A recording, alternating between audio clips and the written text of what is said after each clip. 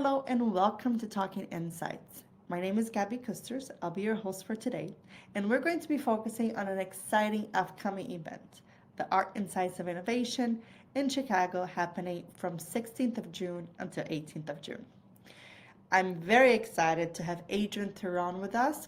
He is the head of corporate brand and marketing strategy at TATA Group, and he's going to be discussing his talk titled When Gen AI Meets Gen Z.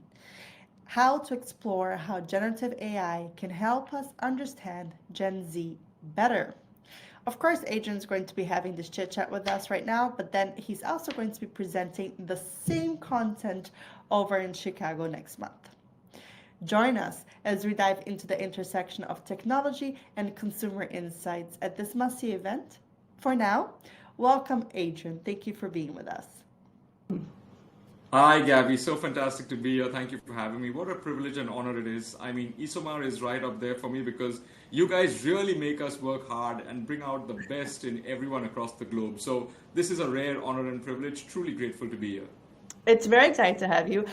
I know that we met for the first time last year in Singapore, where we also had the pleasure to interview you and your business partner. But today, I really want to touch base on what you're going to be talking on stage at our upcoming Chicago event. So without giving anything away, can you tell us what the delegates should be expecting from your session? Oh, absolutely. Firstly, I want to establish the fact that you are more memorable than I am because the first time we met was actually in Amsterdam. But you remember me from Singapore after that, but I remember you from before that just because of your natural charisma and unforgettable smile. But looking at Chicago, the windy city, I think what we're going to see is a blowing up of some tremendous insight. We're at a very important intersection, Gabby. I mean, unless anyone's been living under a rock, they know that Gen AI is the white heat of technology. But strangely enough, it's not a new technology. It's just that, new companies have found a way of augmenting previous large language models and attaching a customer-friendly or a user-friendly interface like an app to it. The fact is people have been toying with and experimenting with large language models for very long before that. Just as we at the TATA Group did. I think the journey is about 18 months old, so it's been quite a while. And the first thing we sought to do is try to figure out how you harness Gen AI to understand consumers better, because at the heart and at the foundation, in fact, they're called foundation models, of all these user-friendly AI databases is the fact that they are parsing out and processing natural language to understand what consumers are saying unhindered, right? Now, that's only half the battle won, because if I understand you but don't know how to convert that to relate to you better, then I'm really lost. I only understand you better, but I don't relate to you. So one part of our journey was how do you use Gen AI to relate better to the consumers you want to serve? And then that goes only 3/4 of the way, because the last mile is all about using that to create game-changing innovation that serves your emerging and unmet needs. And I think what I'm really excited about is the fact that we had this 18-month journey, not just to understand Gen Z by using Gen AI better, but also using Gen AI to create creative prompts for innovation and take that innovation to our consumers by working with the companies in the TATA Group. The TATA Group is a conglomerate where there are companies that serve consumers who want salt and software, steel and automobiles, apparel, any category that you can name. We worked with about 18 of our companies to harness this understanding of Gen Z and then have them use Gen Z to prompt new and uncommon innovations that could then encourage them to humanize or use design thinking to create different innovations themselves. And we've seen a wonderful journey transpire that I'd love to share with the world. Very interesting. Now, can we just touch base a little bit on the Gen Z, because it is notoriously known as the most anxious generations ever. So how can we better understand this generation that is, been called one of the most anxious generations that have ever existed? Yeah, I think the root of that, Gabby, is really empathy, right? It's not for no reason that this generation is known as the most anxious ever. They've got climate change. They're on the brink of the next world war. There's inflation, and the cost of living is going through the roof. Opportunities to earn more money are coming through non-traditional ways. AI is on the brink of threatening employment. So you put it all together and you're living through very volatile times. What we realized is the old methods, they still work, but the old methods of going and asking people how they feel are not very productive when those people are anxious and not willing to express themselves to strangers. So one complement we found was actually doing a far more nuanced version of understanding user-generated content on the social web, but not just a sample of it, not just a little bit scraped, using machine learning to suck up all of it and pass through it using machine learning techniques to say, what are these people, what is this generation really concerned about?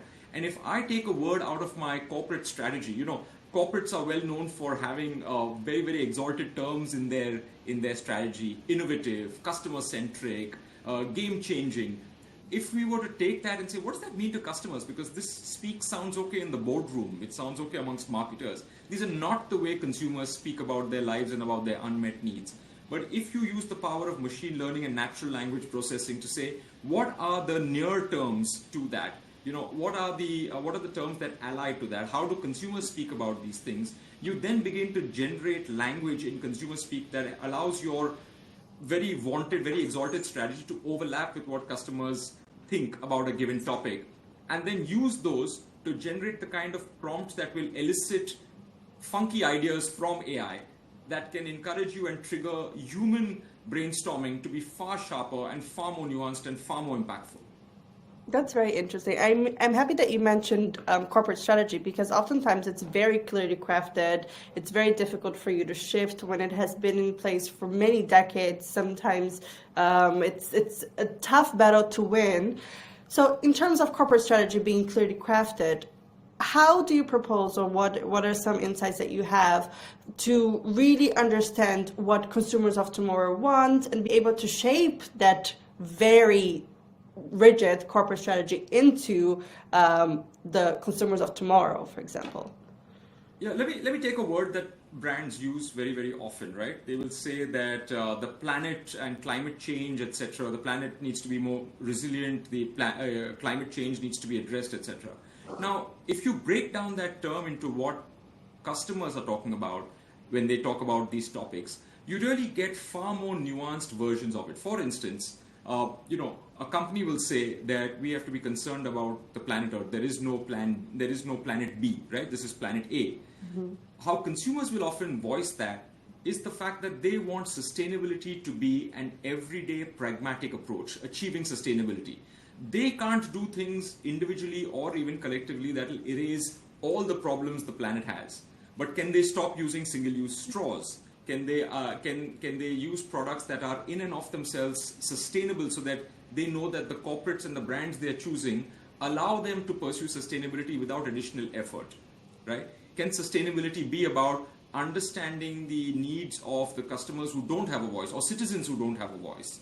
Now, when you start pulling these ideas out, which are different dimensions of climate change or planet resilience, you begin to realize where you should focus on as a brand to be more relatable to consumers. So you're able to translate, I think, very technical speak or very technical terms into what customers want every day through the products and services that serve them, rather than these just be left to large communications campaigns or overarching statements that don't mean much to the everyday consumer. Okay, that's very interesting. I love your example about single-use straws, because that keeps coming back all the time as well. So let's talk about innovation. And if we look at the Gen Z, which everlasting change, the attention keeps going everywhere in different types of efforts and so on. For the generation that is living in uncertain and volatile times as well, you mentioned a lot at the beginning of the conversation. We also had the pandemic. We cannot forget that, which was very impactful, especially for this generation. How to innovate quickly to address their changing needs and to remain relevant.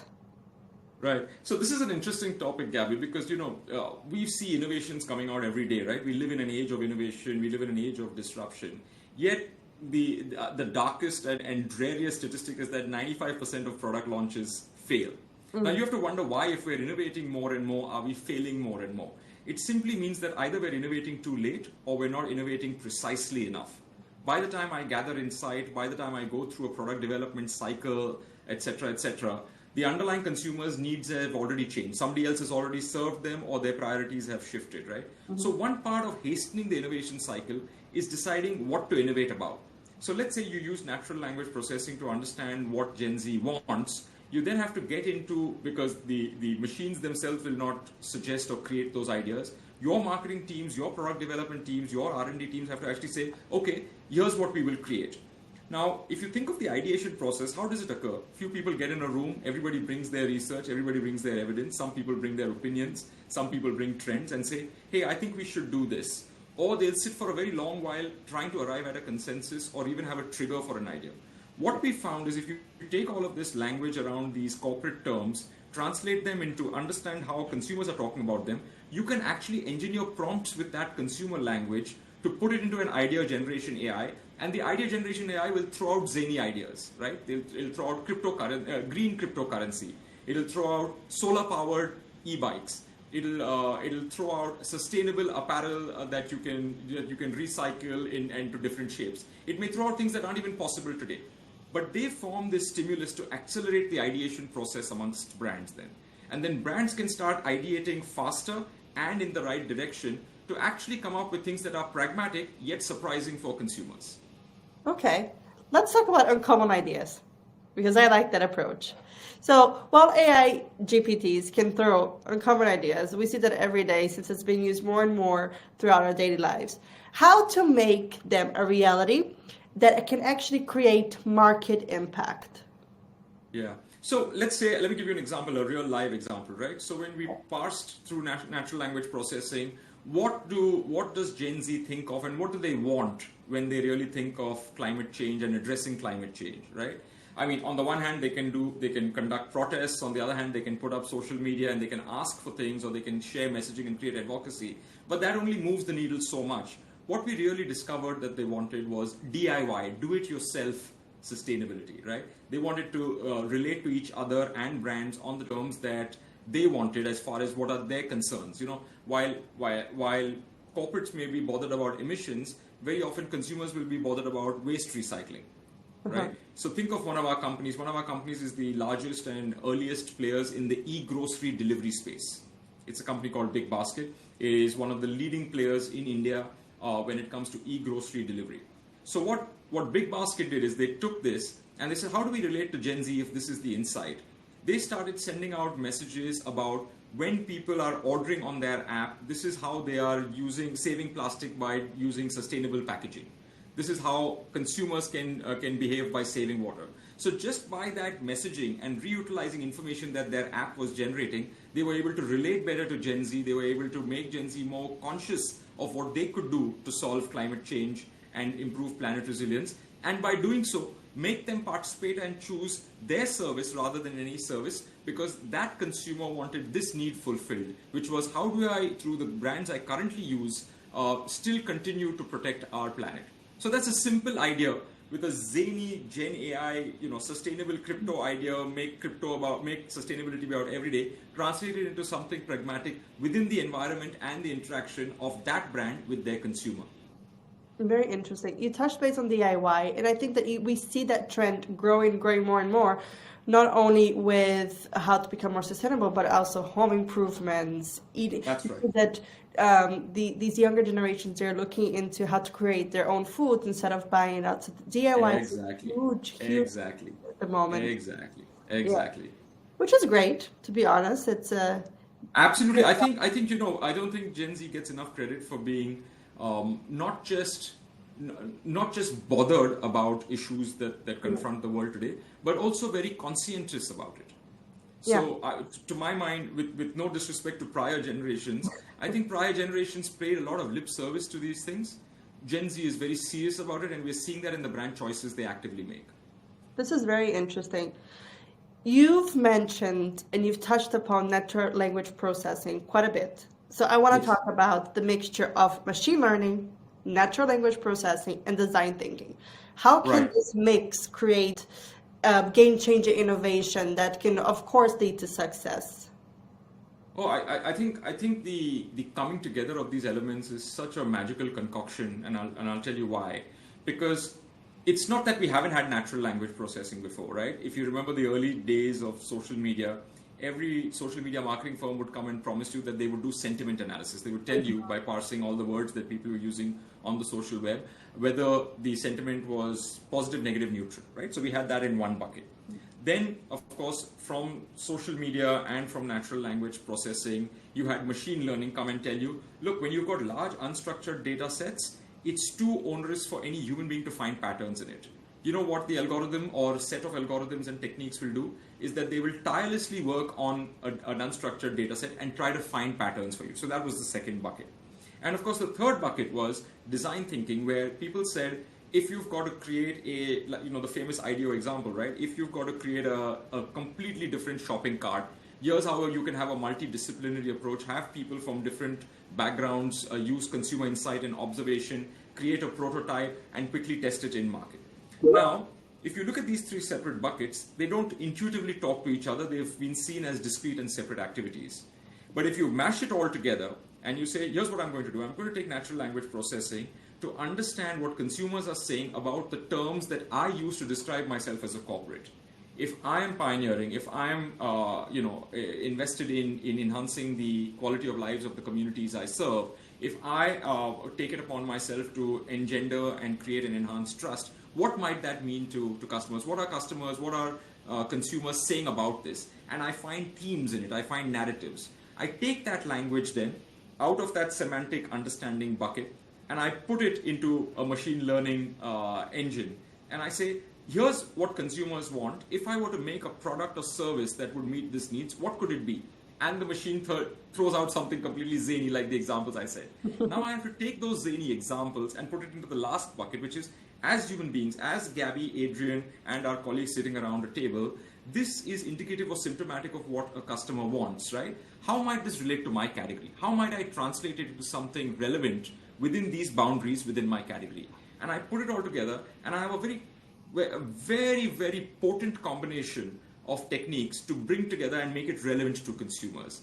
That's what produces game-changing innovation. Game-changing innovation isn't the next iPhone. Game-changing, in fact, even if you look at the iPhone, Gabby, the iPhone combined three things that already existed, right? I've stumbled upon a perfect example. Game-changing innovation is about meeting an unmet need previously in a new way.